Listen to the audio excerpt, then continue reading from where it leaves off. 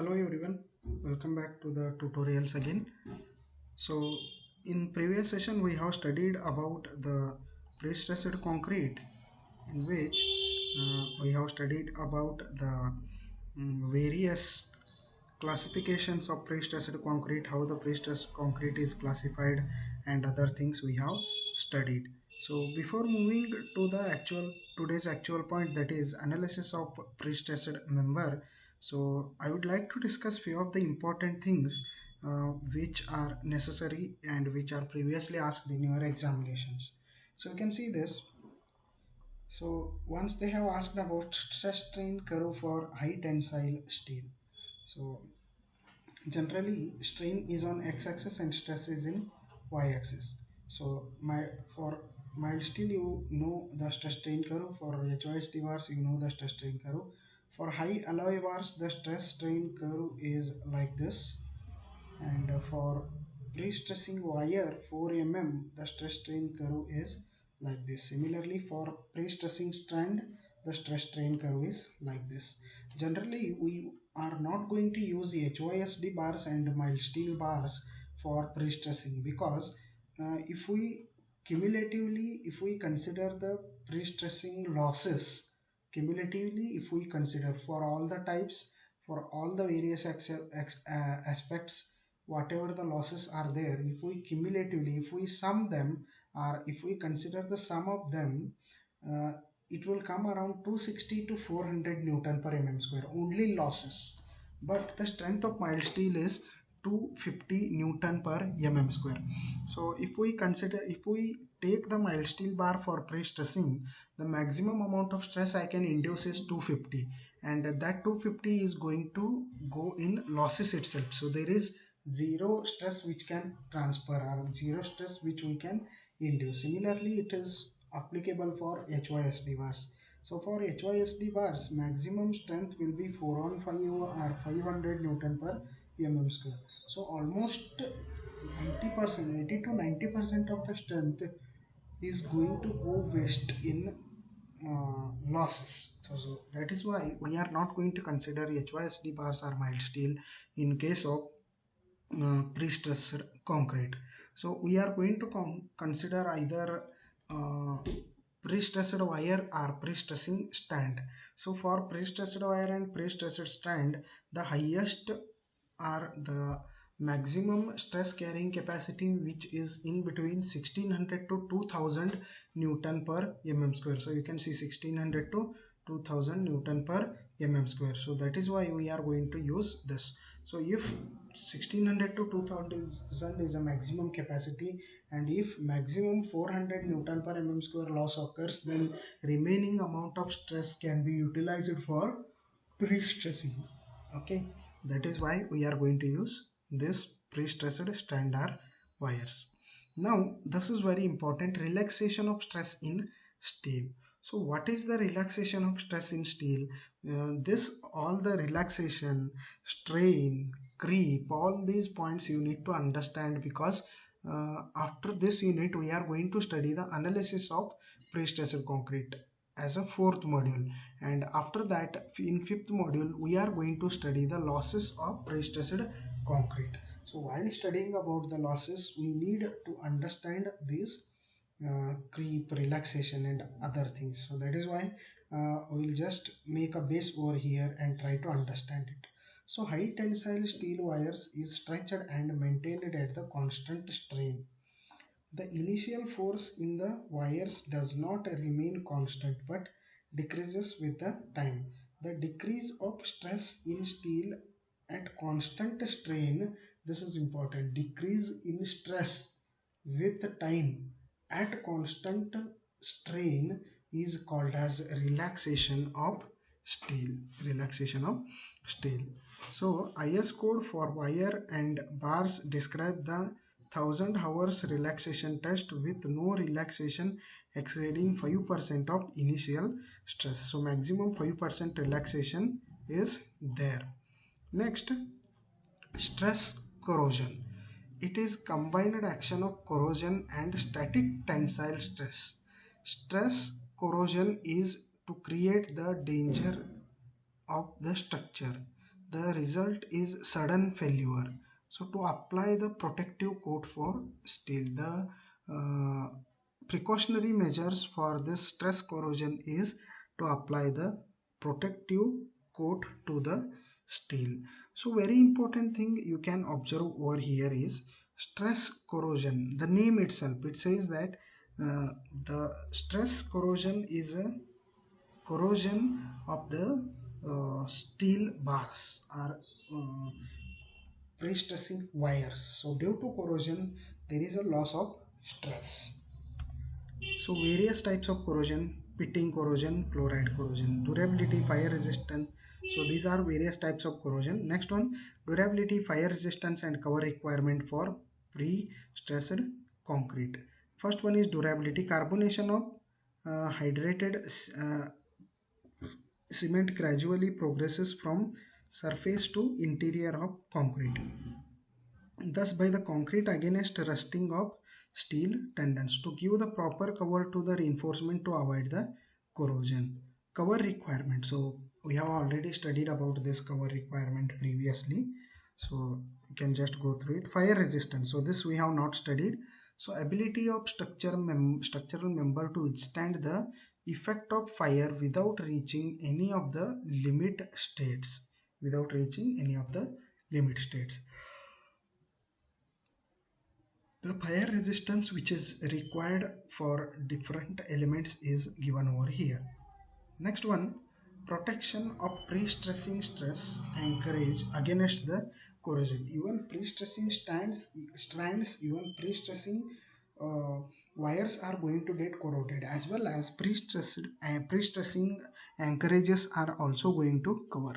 Unbonded tendon shows to be coated by non-reactive materials. Epoxy, zinc, aluminum coating is there. Non-corroding sheeting material like high density poly polyethylene. Space between the duct can be filled with corrosion inhibiting materials. So grease waxing is also going to prevent the corrosion of the anchorages. Pre-stressing steel stored at the site should be protected. uh, Proper package film to be applied against the corrosion. So this is very important. So this all the things are going to helpful in preventing the corrosion of anchorages. Next one is tensioning devices. About these tensioning devices we have studied, so you can just go through it.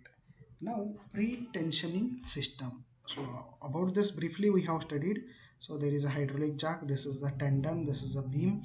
So pre-tensioning means before pouring the concrete itself we are going to induce the tension. So if the single profile means if the tendon is at same level, we can go for this type of pre-tensioning. So beam with variable tendon eccentricity. So you can see the tendon is, or the wire is like this in case of this particular beam. So even it is going to give us the lot of strength, because wherever the tendon is necessary,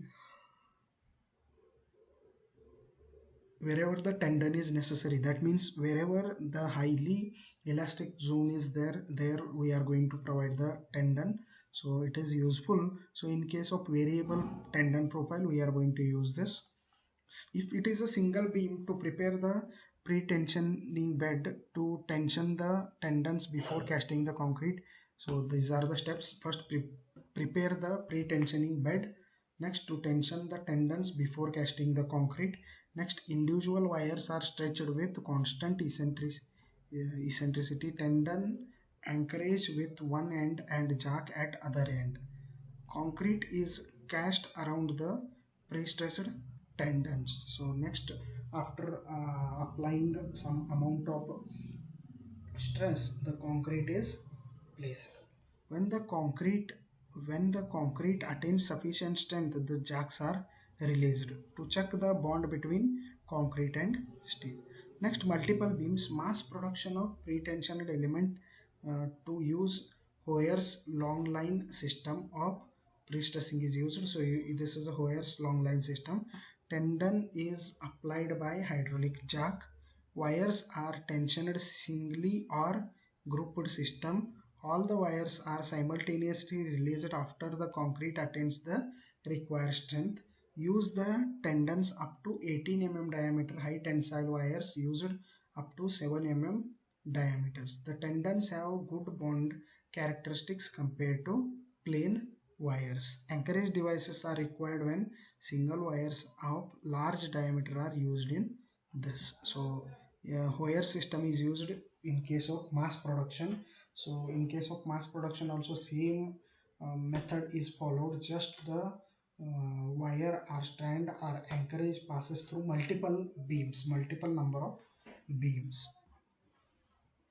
Next, pre-tensioned units.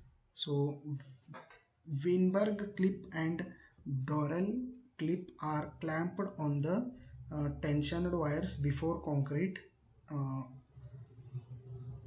operations. So these clips are used to prevent the release of the strands or tendons. Next, post tensioning. So tendons are placed in the casting bed on the place of concrete. When the concrete attains sufficient strength, then high tensile wires are tensioned by the jack using Freycinet system. They are using Freycinet system of post tensioning system. Freycinet system is a post tensioning system. Wire system is a pre tensioning system. Remember this.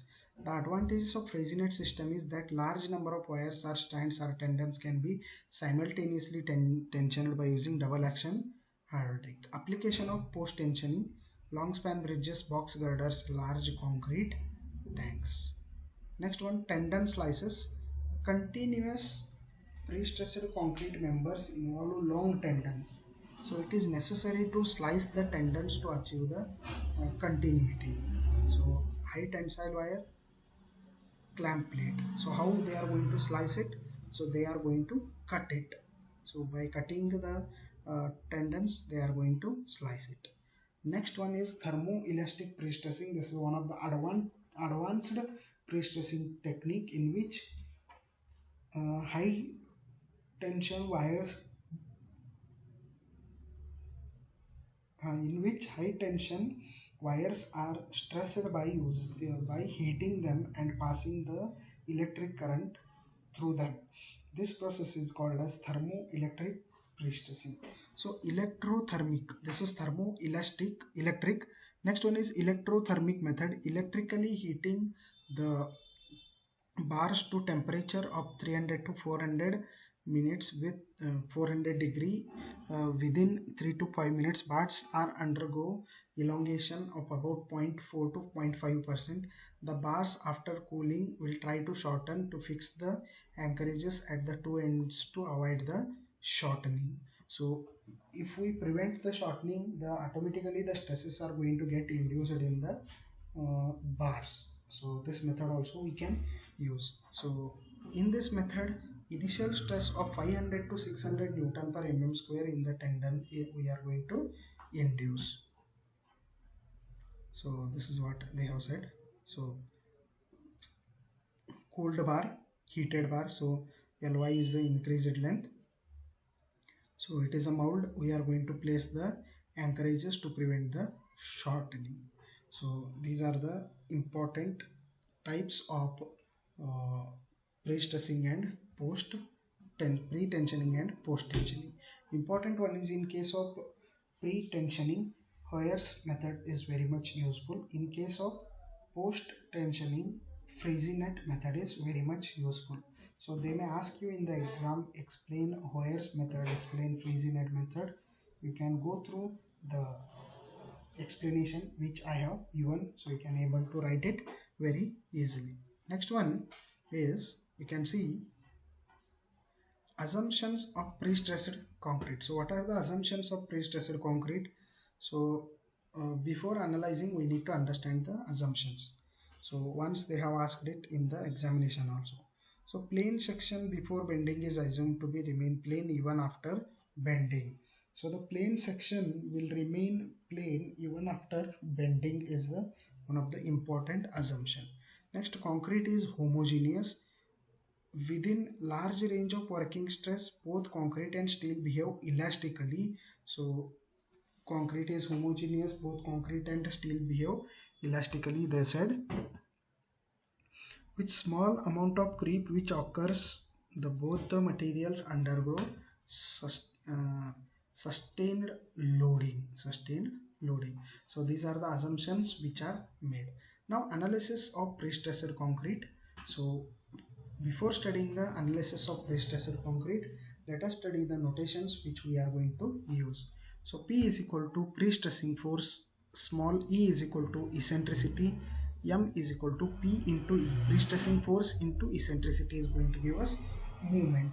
Capital A is cross-sectional area of concrete member. I is equal to second moment of inertia or centroid.